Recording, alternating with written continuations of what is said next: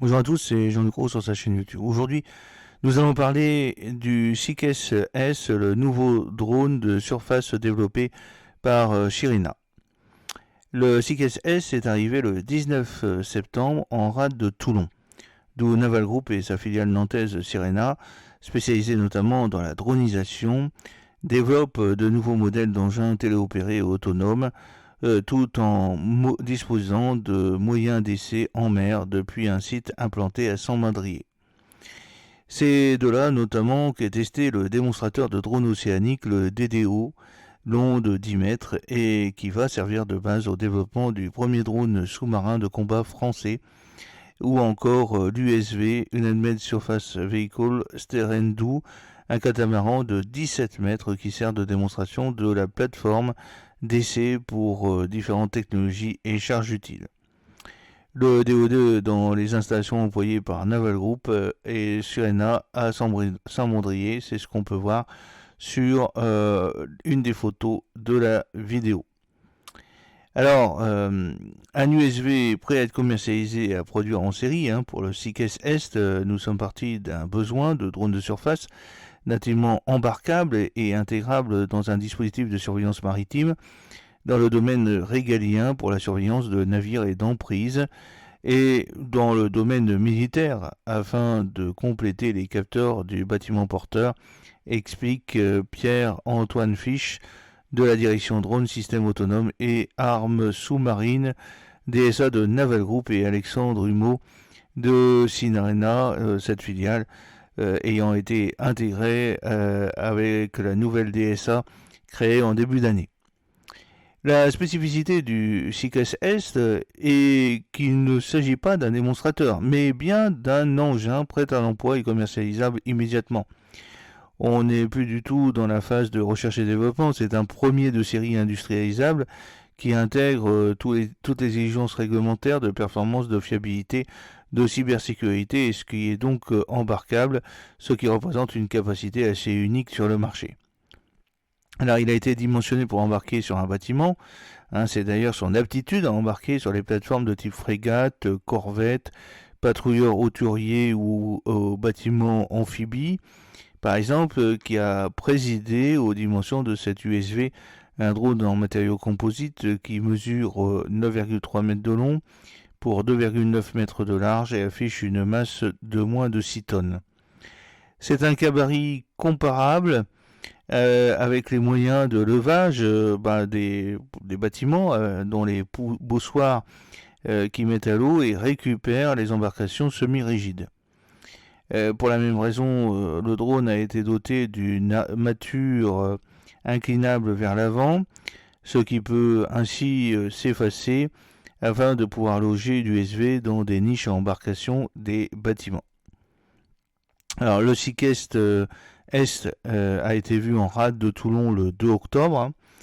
Alors mâture intégrée et capteur pour réaliser des missions ISR, cette mâture est l'élément névralgique du Seekes S, c'est une mâture intégrée qui reprend le concept de PSIM, Panoramic Surveillance and Intelligence Module, que Naval Group a développé pour les frégates et puis les corvettes. À la couche basse s'accueille le système de contrôle-commande, l'intelligence embarquée et ses capteurs, alors qu'au-dessus, nous avons les capteurs liés à la sécurité et à la navigation, avec notamment un radar et une couronne de caméras permettant de surveiller visuellement à 360 degrés l'environnement autour du drone. Concernant les charges utiles, celles-ci sont intégrées en fonction des besoins du client. Dans le cas de ce premier Seekes Est, l'engin est équipé pour des missions de renseignement, de surveillance et de reconnaissance. ISR, pour cela, il est doté de moyens de renseignement d'origine électromagnétique, ROM, et d'origine image, ROIM, avec notamment un système électro-optique. Déployé par un bâtiment ou depuis la côte, le drone, seul ou en meute, peut ainsi assurer la surveillance d'une zone plus ou moins grande et lointaine, au-delà de l'horizon visuel et au radar de son point de départ. Ce système peut par exemple assurer la couverture d'une zone sensible pour y détecter toute intrusion ou encore agir comme capteur déporté pour une frégate à laquelle il est en mesure de fournir discrètement de précieux renseignements. Alors, au niveau armement, moyens de lutte anti-sous-marine ou guerre électronique, mais bien d'autres applications peuvent être envisagées avec le Sequest S. Sirena ayant conçu un USV évolutif et capable en fonction des besoins, en fait, le drone comprend ainsi 3 zones modulaires, avec en plus de la mâture en son centre, un espace à l'arrière et un autre à l'avant, où d'autres charges utiles peuvent être embarquées. À commencer par des effecteurs à l'avant, qu'il s'agisse d'un armement ou de moyens non létaux comme un projecteur stroboscopique ou un système à ultrasons. Nous sommes techniquement prêts à intégrer de l'armement comme une mitrailleuse téléopérée, moyennant les problématiques liées à la réglementation et si l'État l'autorise à l'exportation. La zone arrière, qui abrite déjà les moyens de communication radio et satellite, pourrait par exemple servir à déployer des bouées acoustiques et aussi permettre à l'USV de contribuer aux missions de lutte anti-sous-marine en offrant un complément aux moyens de détection et même d'attaque d'une frégate et de son hélicoptère embarqué. Un engin comme le Sequest S serait en effet capable, au-delà des bouées, d'embarquer des grenades ASM, voire de petites torpilles et des mini-drones sous-marins. Ultérieurement, nous pourrions même envisager de le jimboiser pour intégrer un sonar remorqué. Il y a donc un grand package de missions à explorer. L'une des plus évidentes consisterait à muscler les moyens de guerre électronique du drone pour en faire une plateforme de leurrage et de brouillage. Alors concernant les vitesses, l'autonomie et la tenue à la mer. La vitesse et l'autonomie de l'engin sont évidemment des points capitaux. En état, le Sequest S, doté d'un moteur diesel de 350 chevaux et d'un hydrojet, peut dépasser les 30 nœuds pour une distance franchissage de 200 nautiques. L'élongation et la vitesse sont des facteurs très importants car le but de ce drone est d'apporter une réelle plus-value au navire que le déploie. L'autonomie dépend évidemment du chargement et du profil d'emploi. L'élongation n'est pas la même selon les vitesses requises pour telle ou telle mission. Si l'on parle par exemple d'une mission de collecte de renseignements où il faut aller vite et effectuer de nombreuses évolutions, l'autonomie sera moindre que si le drone est employé comme piquet radar devant une zone sensible à surveiller ou en éclaireur d'un dispositif naval par exemple en amont d'une opération amphibie.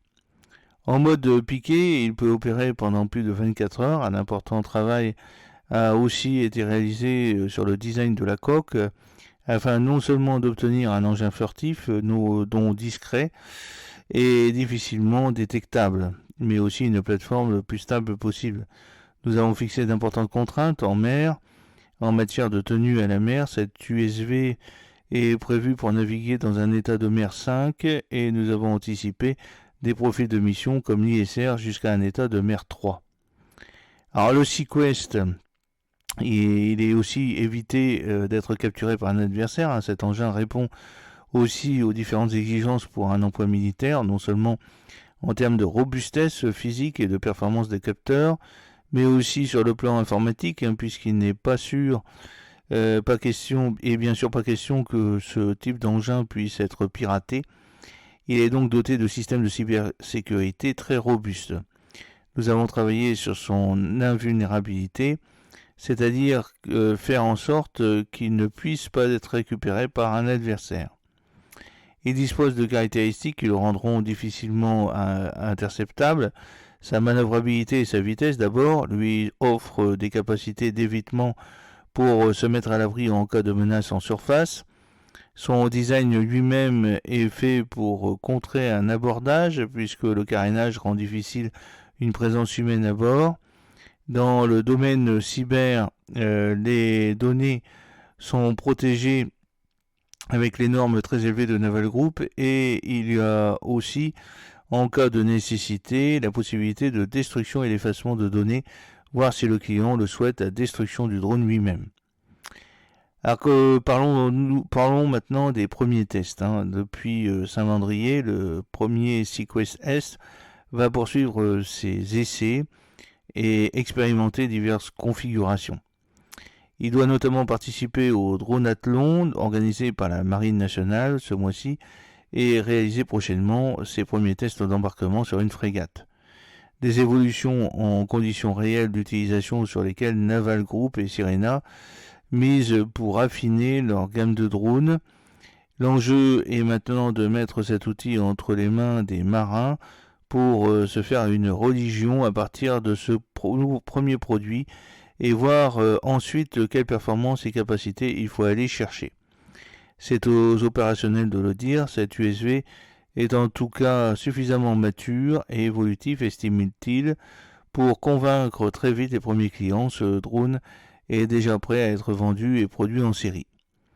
Alors il y a un partenariat avec Quash, pour cela Sirena a conclu cette année un accord de partenariat avec Quash afin que le chantier de Gujan-Mestras, spécialisé notamment dans les petites unités militaires, vedettes et intercepteurs, puisse mettre son outil de production à profit pour réaliser les coques du Seaquest S, sachant que cette collaboration comprend aussi la fourniture par la filiale de Naval Group de systèmes de téléopération pour les projets propres à Quash, le constructeur girondin, développant lui-même d'autres modèles de drones de surface comme le Magellan. Un permis de navigation délivré par les affaires maritimes. Il aura fallu 18 mois entre le début de la conception du premier Seaquest S et sa mise à l'eau, notamment sachant que l'engin dispose d'un permis de navigation délivré par les affaires maritimes, qui le range dans la catégorie des navires autonomes. Nous avons très bien collaboré avec les affaires maritimes, qui ont impliqué très tôt dans le processus et avaient déjà travaillé sur le Sterendu lorsque nous l'avons équipé d'un kit de dronisation. Alors, premier emploi en mode téléopéré, à ce stade, même s'il est équipé de systèmes lui permettant d'agir automatiquement, en particulier pour éviter des obstacles, cette USV sera déployée de manière téléopérée, cela à partir du système de mission Steris développé par Naval Group pour sa gamme de drones. Un logiciel qui intègre notamment le système de contrôle commande fourni par Sirena et que l'industriel a conçu pour pouvoir être interfacé avec le système de direction de combat des bâtiments porteurs. Les travaux se poursuivent sur l'autonomie décisionnelle. À l'avenir, les drones développés par Sirena et Naval Group seront dotés d'une autonomie décisionnelle plus ou moins poussée. Le niveau dépendra des clients, son développement et son apprentissage. Le système faisant appel à de l'intelligence artificielle se poursuivent dans un centre dédié à Toulon.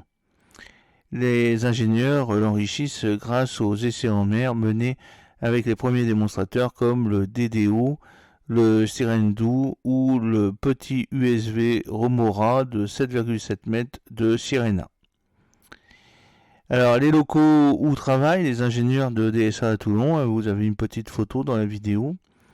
Les drones sous-marins réalisent déjà des missions complètes en autonomie. Aujourd'hui, ce qui est important, c'est surtout de découvrir avec la marine les missions que l'on peut faire avec de tels engins et en fonction apporter les briques d'autonomie. C'est ce que nous faisons avec notre flotte de démonstrateurs dont fait par exemple partie le Sterendu. Ce qui nous permet d'évaluer les capacités de navigation autonome en surface, d'évitement d'obstacles, de déploiement de charges utiles et de package de missions que nous allons proposer. Et que l'on se sert aussi pour tester le poste de commande opérationnel, un POC, Portable Operation Center, d'où les opérateurs contrôlent les drones avec le système de mission Steris. Il y a aussi un centre de contrôle projetable, alors il y a aussi des navires autonomes qui pourraient être de grande taille. Tous ces essais et développements, ainsi que l'emploi du premier USV de série de la gamme Seaquest, permettent donc d'acquérir de l'expérience et de fiabiliser les briques technologiques innovantes avec comme objectif d'obtenir des engins de plus en plus intelligents et autonomes, y compris à terme pour des navires de grande taille, Naval Group travaillant déjà sur des concepts de plateformes de combat sans équipage ou optionnellement habités de plus de 50 mètres.